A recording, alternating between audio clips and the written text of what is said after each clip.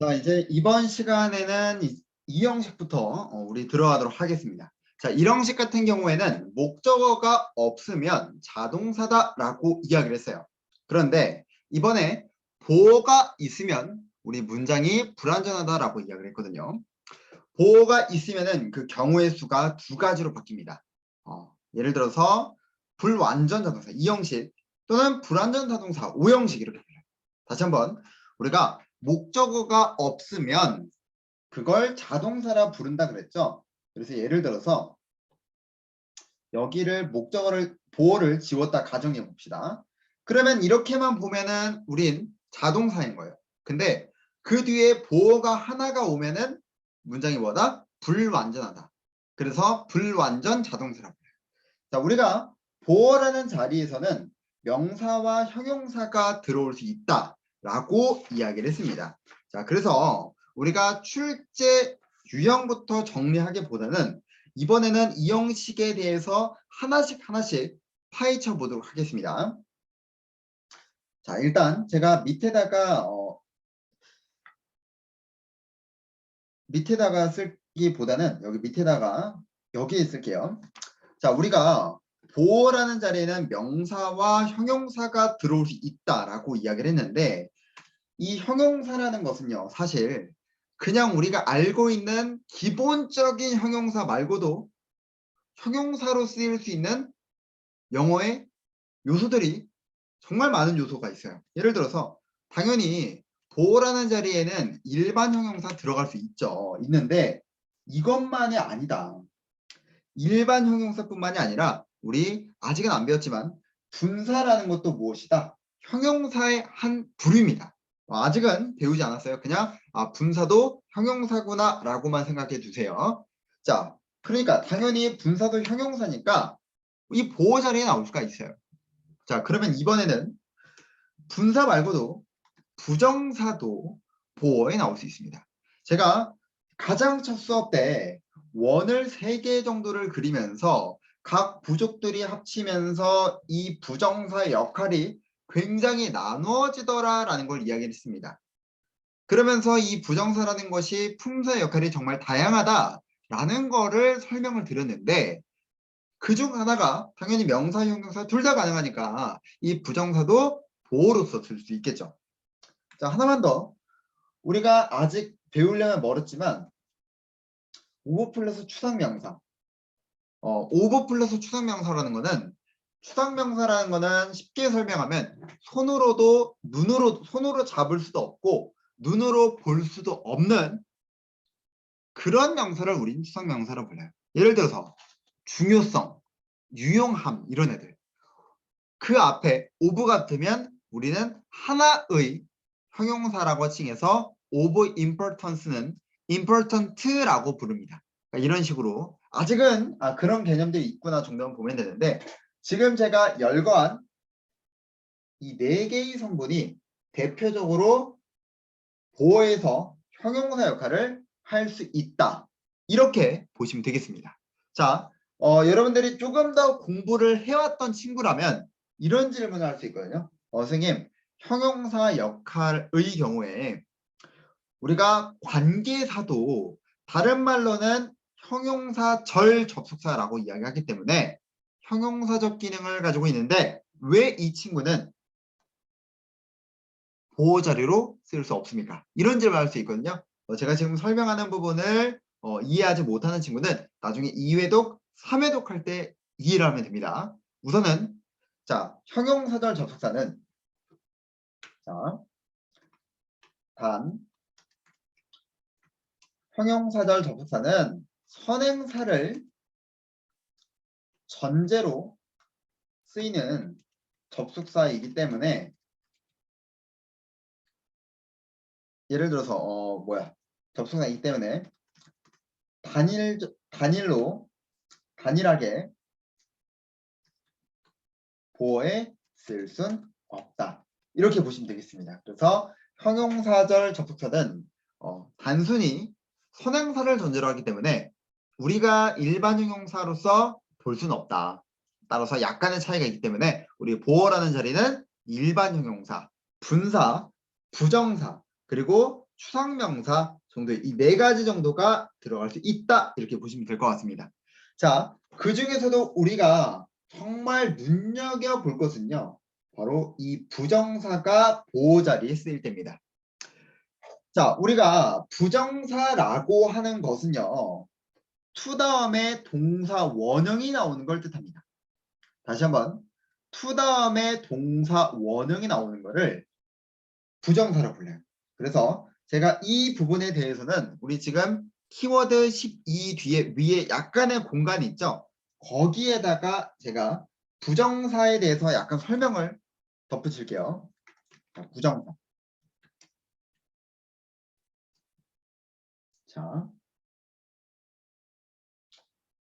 자, 우리가 부정사라는 거는요. 흔히 이야기를 할 때 부정사는 목적과 미래의 성질을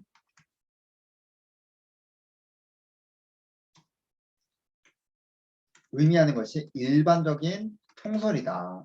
다시 한번 우리가 흔히 부정사라고 하면은 무엇을 가리킨다? 목적과 미래라는 것을 가리키는 게 통설이에요.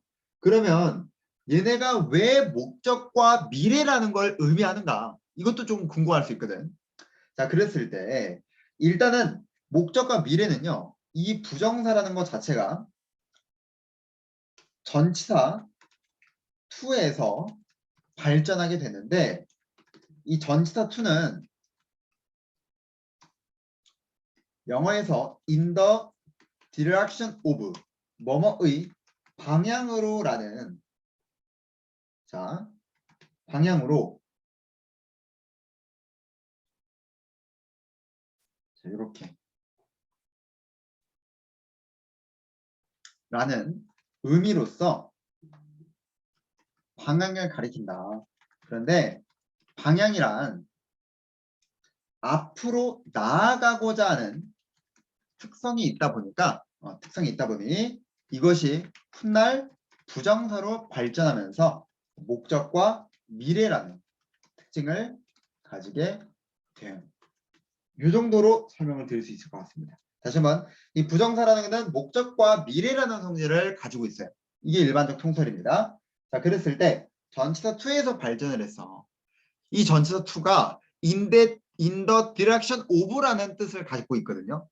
그랬을 때 방향을 가리키는데 방향이라는 게 앞으로 가는 방향인 거야. 그래서 그 특성이 훗날 부정사까지 발전을 하면서 목적과 미래라는 특성을 가지게 됩니다. 자, 그랬을 때 표현은요. to 다음에 동사 원형을 붙입니다. 다시 한번 부정사라는 거는 to 다음에 동사 원형을 붙이게 되는데요. 여기서 여러분들이 하나 알아둘 게 있습니다. 자, 부정사는 크게 두 가지로 나뉠 수가 있어요. 자, 크게 두 가지로 나눌 수 있다. 아까 설명한 목적과 미래 이렇게 말씀드리는 게 아니라 자, 일단 보면은 이 부정사라는 것은 우선 to 다음에 비동사가 오느냐 아니면 to 다음에 일반 동사가 오느냐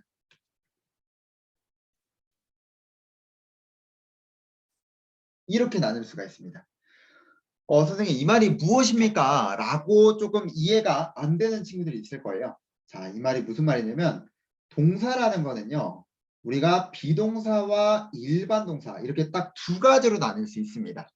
다시 한번 부정사라는 거라고 하기 전에 동사라는 것 자체가 비동사와 일반 동사로 나뉠 수 있습니다. 왜 굳이 이렇게 나뉘냐면 우리가 비동사라는 거는요. 본래 우리가 이다, 있다라고 해석을 하거든요. 근데 비동사는 원래 의미가 없는 단어예요. 굳이 거기에 우리가 의미적인 요소를 부여해서 이다, 있다 이렇게 그냥 붙여주는 것 뿐이거든요. 예를 들어서 우리가 이런 얘기를 해봅시다. He is nervous. 그가 긴장한다. 그랬을 때 우리가 동사처럼 해석을 하는 건 누구를 가지고 해석해 지금? 형용사 nervous를 가지고 긴장한다 이렇게 표현하거든. 그럼 비동사라는 거는 사실상 의미가 없다는 거야. 그래서 우리가 이다, 있다라고 하는 이 비동사는 본래 의미가 없다. 반대로 일반 동사라고 하는 것은 뭐 예를 들어서 watch, stand, keep, stay, remain 이런 동사들은 모두 의미가 각기 고유된 요소가 있다는 거죠. 그래서 뜻이 있냐 없냐의 차이에서 to be와 to 일반 동사, 영어는 이렇게 구분이 됩니다. 자, 이 이야기를 하는 이유가 무슨 말이냐면 우리가 보어의 부정사를 쓸 때는요.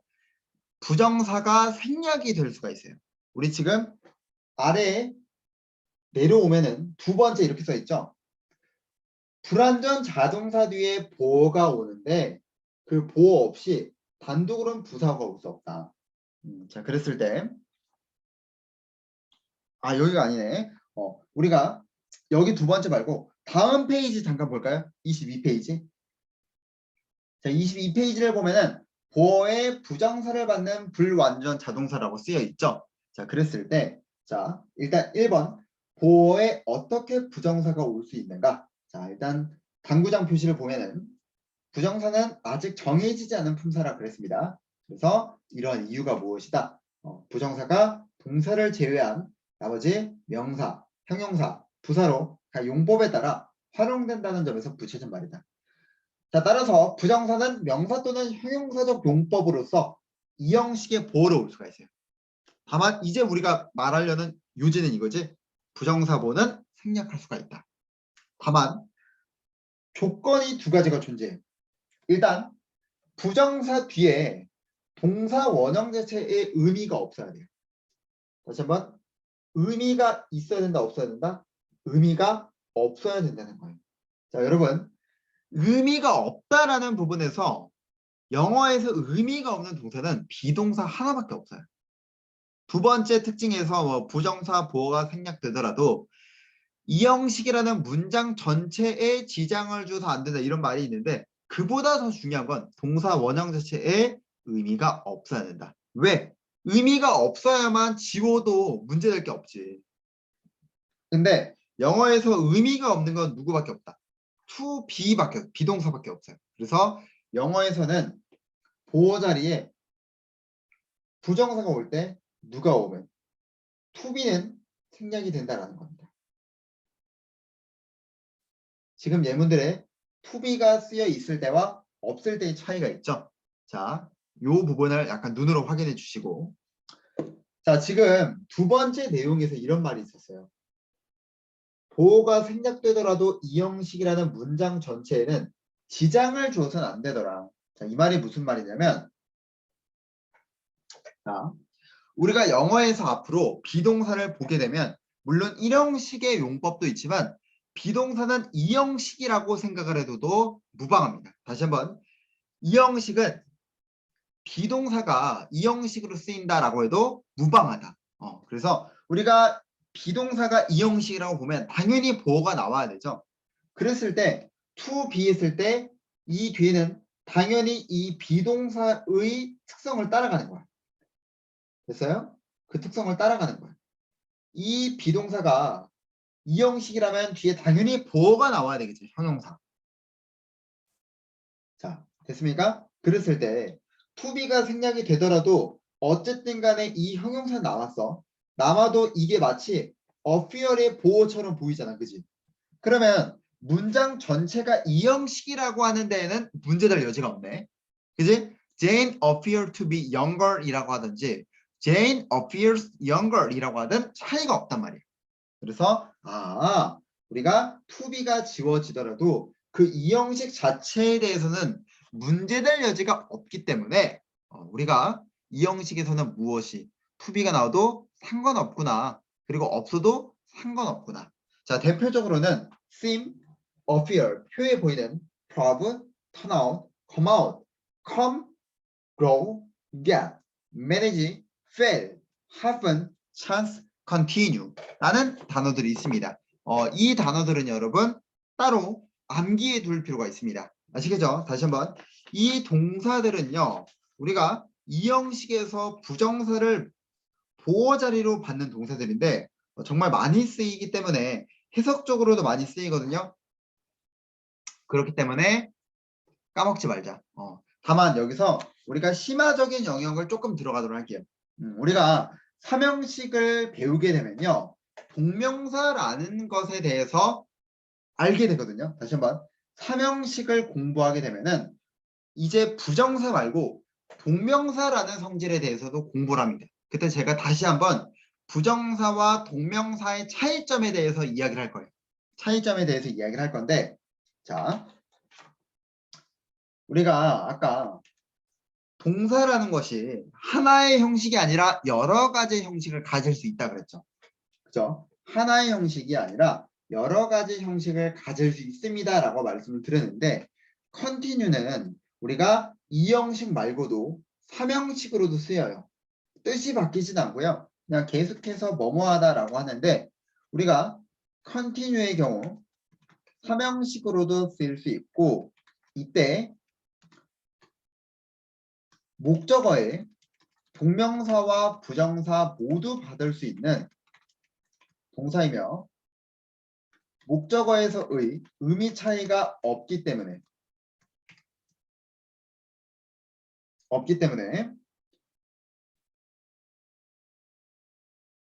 자, 여기는 공간이 조금 부족해서 밑에다 쓰도록 하겠습니다.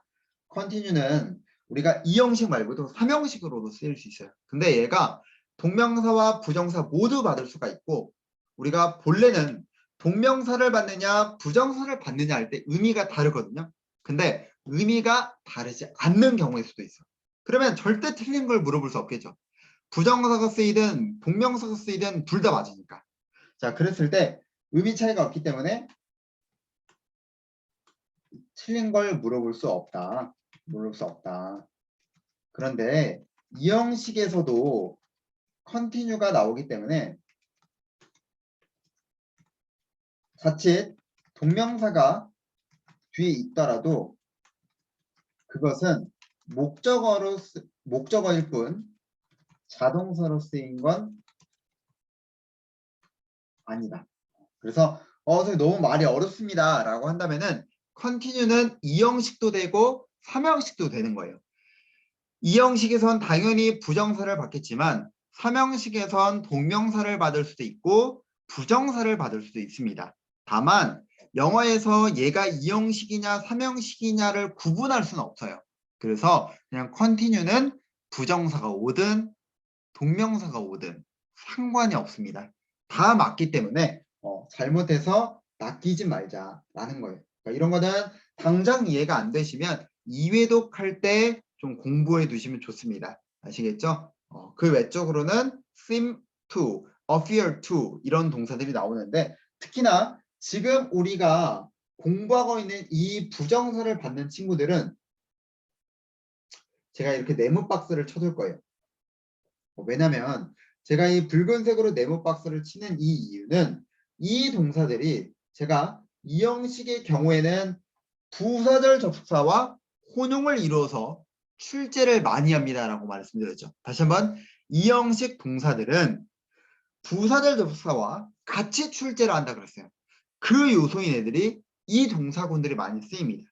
그렇기 때문에 우리가 이 붉은색 박스 안에 들어가 있는 애들은 반드시 알고 들어가야 하더라 라고 보면 되겠습니다. 자, 그리고 이제 앞부분으로 넘어와서 이 형식 동사가 누가 있는가 라고 보니까 비동사 keep, stay, remain, stand, lie. 자, 우리가 아까 stand가 서다라는 걸로 1형식도 있었지만 그냥 있다라는 상태로 상태 동사라고 해서 2형식도 있어요. 자, 그리고 become, get, turn, go, come, seem, appear, turn out, prove. 자, 우리가 아까 seem이라든지 appear, prove, turn out 이 동사들은 보어 자리에 주로 부정사를 받았죠. 그 다음에 come to, get to, grow to도 있었고요. 그런 동사들도 있으니까 참고를 해달라라는 거 설명드리겠습니다. 자, 예문을 보시면 These machines stood either. 자, 지금 보시면은 뒤에 보어가 나왔습니다. 그죠? 얘는 이 형식 문장이 되겠죠? 자, remain unchanged. 보어입니다. 그래서 불완전 자동사라고 하더라.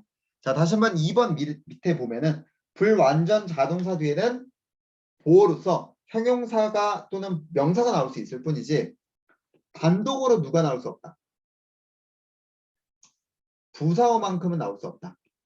됐습니까? 다시 한번 보어 없이 단독으로 부사가 나올 수는 없다라고 말씀드렸습니다. 그래서 그냥 그렇구나 정도만 보시면 되겠습니다. 만약에 부사어가 나오고 싶어? 그러면 다 끝나고 주어 동사 보어까지 다 끝나고 everyday 이런 식으로 나올 수가 있어요. 이런 식으로는. 그래서 수식어 어구가 나오려면 문장을 완전한 부분으로 취하고 나올 수는 있구나 정도로 보면 되겠습니다. 우리가 이 형식 같은 경우는 출제 포인트를 정리하고 수업을 했어요. 그런데 이 형식 같은 경우는 얘가 혼용돼서 시험에 출제가 되다 보니까 제가 출제 패턴은 따로 정리하진 않았습니다.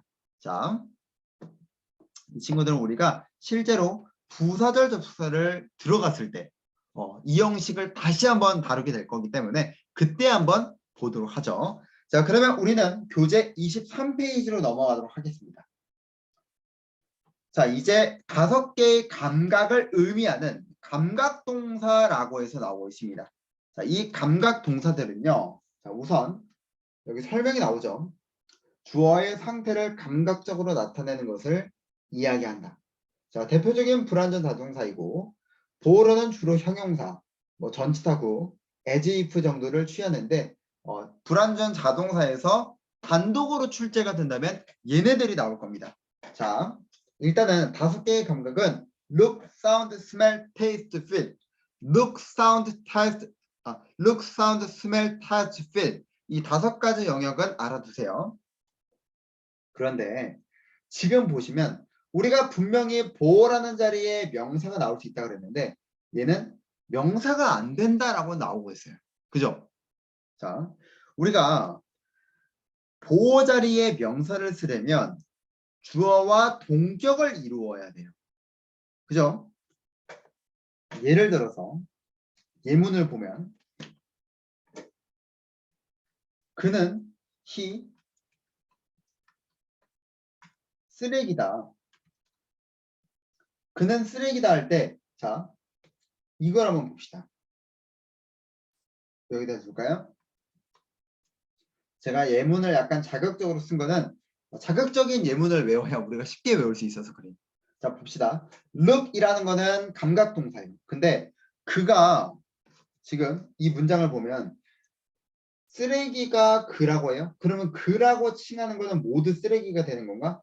이렇게 볼 수는 없지. 즉 감각동사는 그냥 명사보호를 쓰게 되면 동격이라는 거를 주어와 이룰 수가 없어요. 그래서 절대로 명사를 보호 자리에 그냥 쓸 수 없습니다.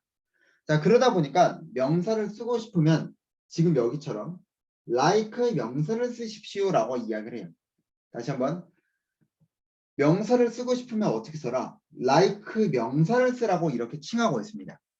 자, 이 이유가 뭐냐면 우리가 본래 like라는 거는요. 혹시 like 하면 떠오르는 의미가 혹시 있나요? like라고 하면.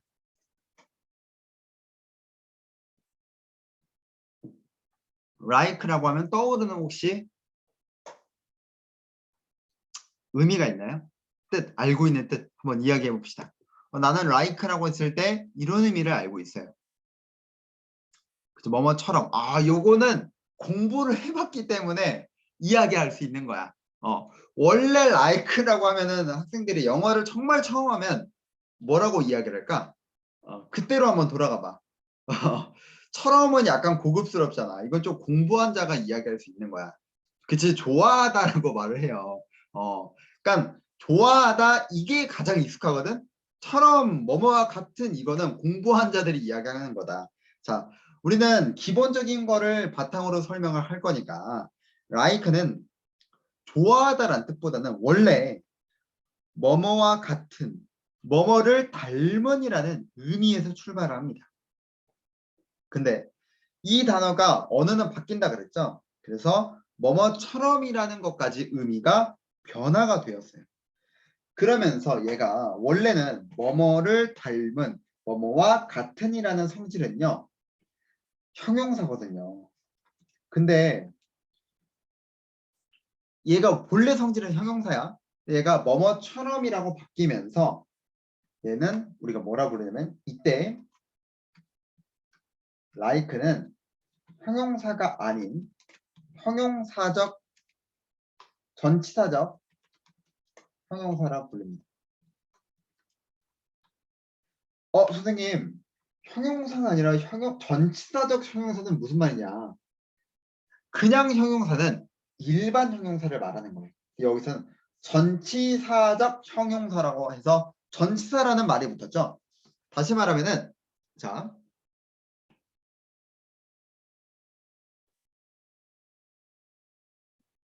여기 지금 보시면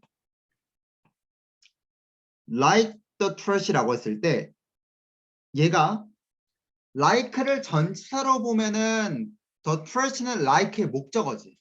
우리가 이런 걸 일반적으로는 그냥 전치사 구라고 부르는데 우리가 like 플러스 명사가 하나의 형용사처럼 역할을 하는 거예요. 하나의 형용사처럼. 그래서 이런 걸 우린 뭐라 부른다? 전치사적 형용사라고 부르더라. 자, 그러면 시험적인 논점은 간단하죠.